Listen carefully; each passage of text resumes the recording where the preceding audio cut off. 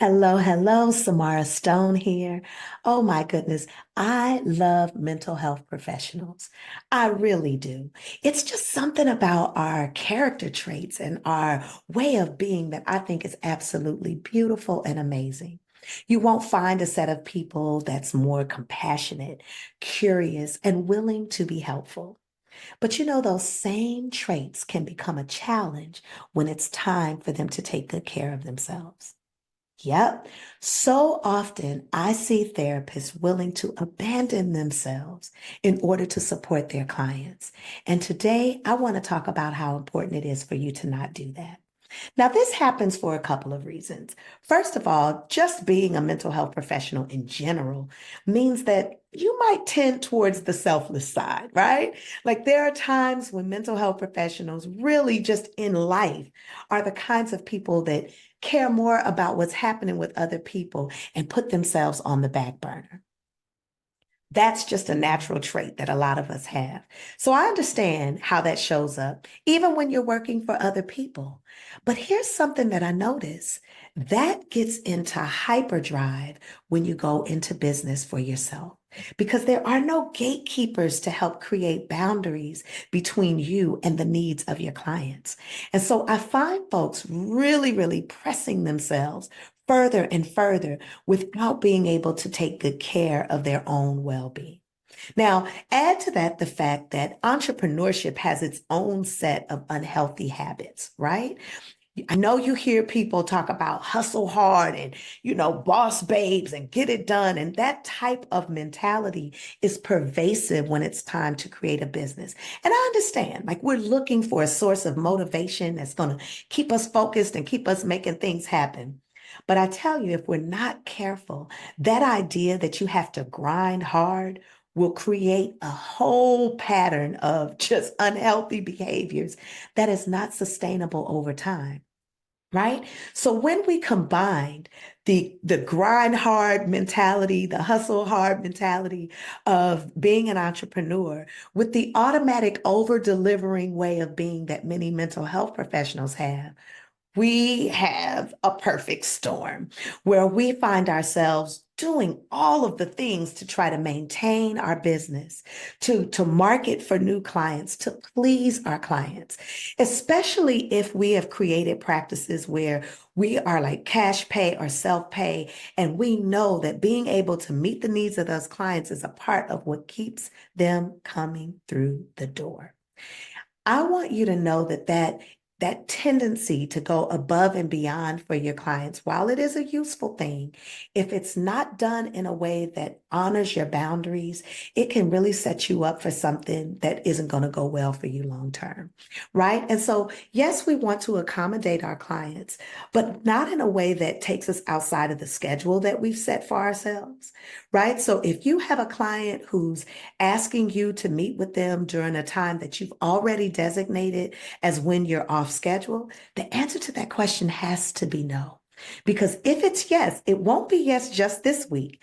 It'll be yes for weeks and weeks to come because that's the client's preference, right? And so you really want to make sure that you're creating an environment where people are also honoring you and being respectful of your time, not just the reverse, right?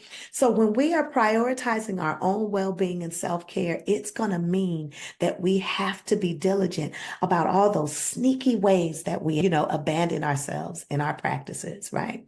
This is true even if you find yourself working with clients that are not in your niche, right?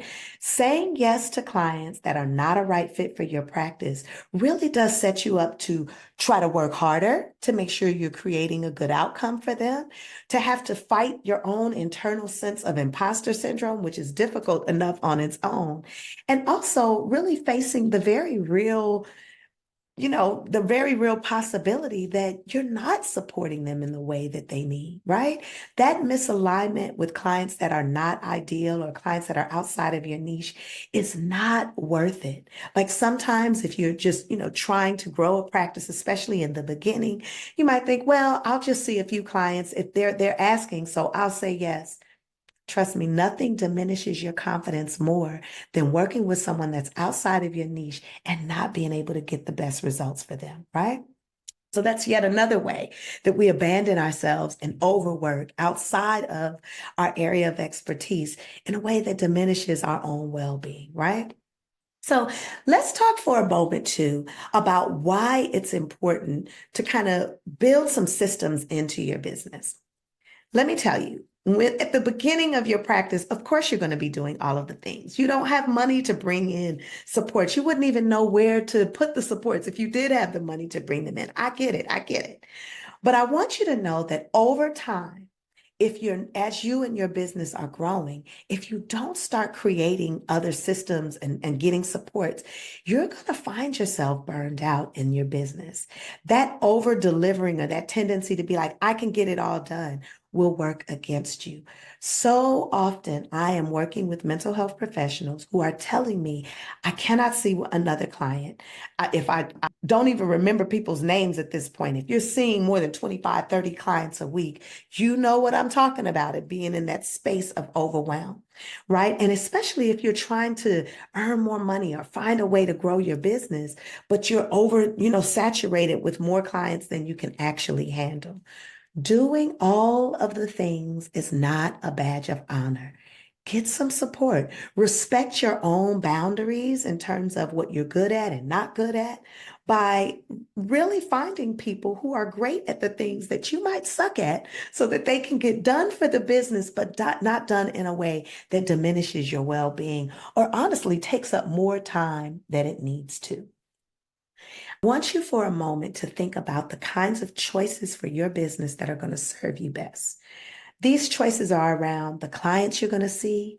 These choices are around your scheduling. These choices are around the role you're going to play in the administrative functions of your business.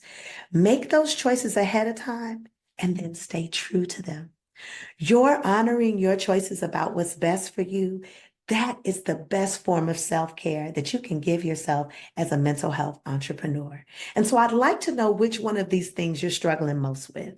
Is it struggling to say no to clients who want you to go outside of your schedule? Is it struggling to make sure that you're bringing in clients that are inside your niche so you're not pressing yourself to see clients that are not a good fit? Or are you struggling with trying to do all of the things, knowing you might benefit from some support in your business, but not quite sure how to make that happen? Listen, you want to build your business in such a way that you have time for self-care and you have time for downtime. And I want you to know they're not the same. Downtime is not self-care. Downtime is watching things on Netflix, hanging out with your friends, spending time with your children, doing other things. Self-care is the intentional maintenance that you do to be your best. And I want you to have room in your life for both. I hope this conversation is helpful. I sure wish there was someone who told me these kinds of things back in 2005 when I first opened my private practice. Over the years, I have had so many moments of like intense overwhelm that have taught me the things that I'm sharing with you now. I remember when I was billing out all the claims for a group practice and also kind of taking care of my children and hiring staff and paying bills and managing all kinds of things that I later found others could assist me with. And so it was creating that kind of structure for myself that helped me understand that doing this will save you in the long run.